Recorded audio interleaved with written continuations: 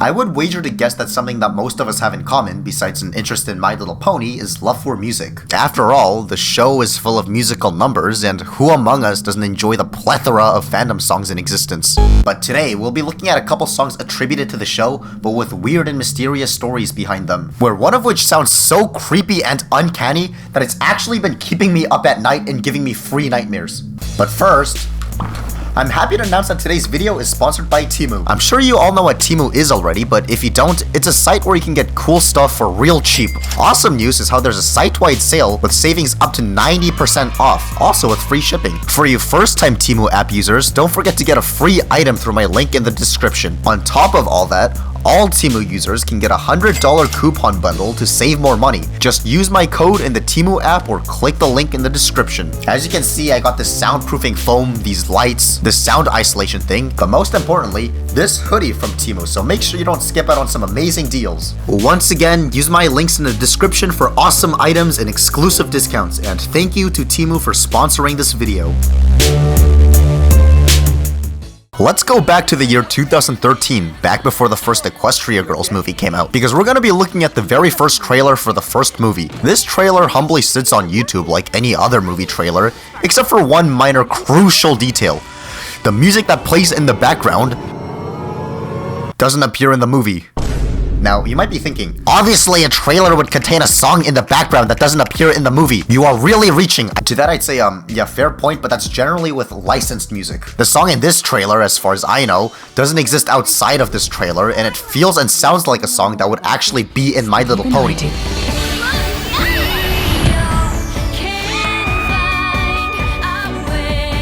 So let's try to dissect the contents of the song to look for any possible clue as to justify the song's existence. First off, let's look at the lyrics. Whoa, you okay? My magic isn't working. My name's Kelly Sparkle and Pinkie Pie?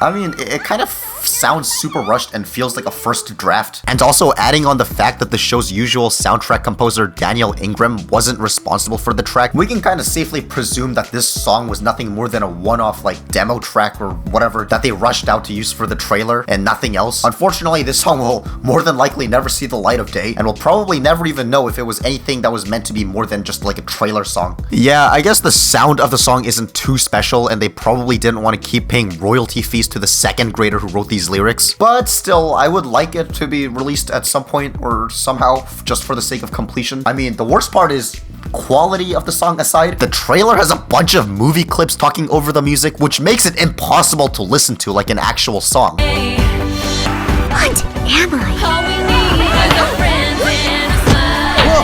Okay. Especially with how the video is marked for kids and how the Wayback Machine doesn't seem to want to load old comments. Any prior investigation into this case is probably long gone, besides a couple Reddit posts. Though, just out of curiosity, I checked out this other upload of the exact same trailer, and no dice either, but that didn't really matter since the visual component of this trailer was intriguing on its own. Was this actually the quality the video was originally uploaded in, or does YouTube kind of just degrade your videos over the years? Well, whatever, I'm getting sidetracked. This is one I remembered, since you can line up an instrumental version of a song with the actual song, invert the waveform of the instrumental, you're left with just the vocals because it cancels out, like so.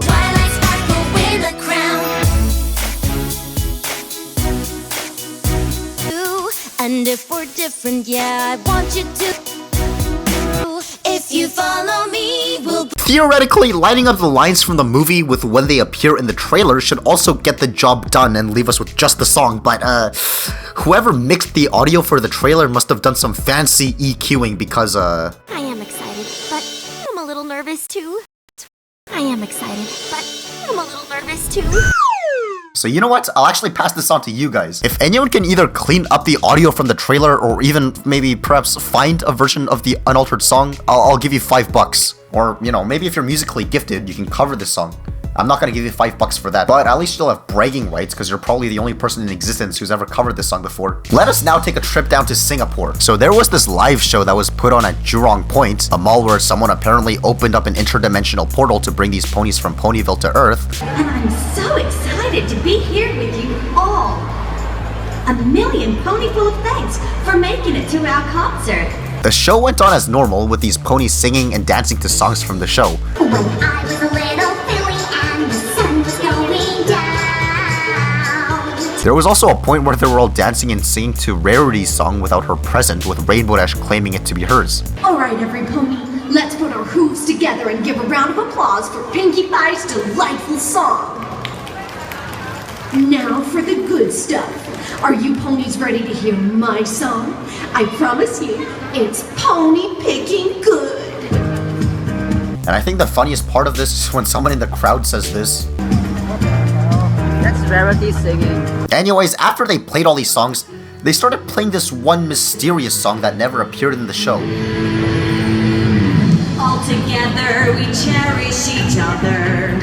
All the good and the bad times. Just like we did with the trailer song, let's try to dissect this and try looking for the context behind it. When you want to get away, fly to me into our family. We cool family. Don't be down or give us your frown. Don't think that there's no need to you and me. First of all, the elephant in the room, assuming that the lyrics I put up are correct. The song is full of broken English, which probably makes sense since English isn't exactly the main language in Singapore. Unless if it is, in that case, whoops. Anyways, my point is that if there's this many broken English verses, we can assume that the song was made specifically for the live show, rather than it being some unreleased demo from the actual series that never saw the light of day. Plus, funnily enough, there's nothing explicitly pony related in the lyrics either. So you know what?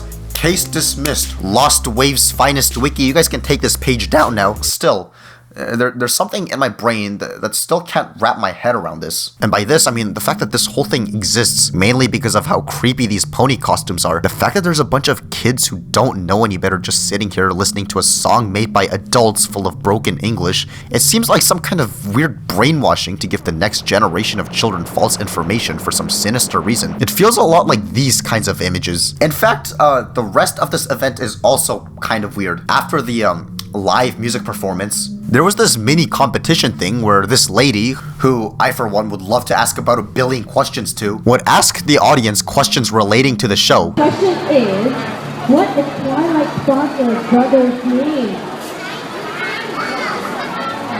Are they correct, people? What's his name? And the kids who answered the questions would receive what appears to be a poster of the show.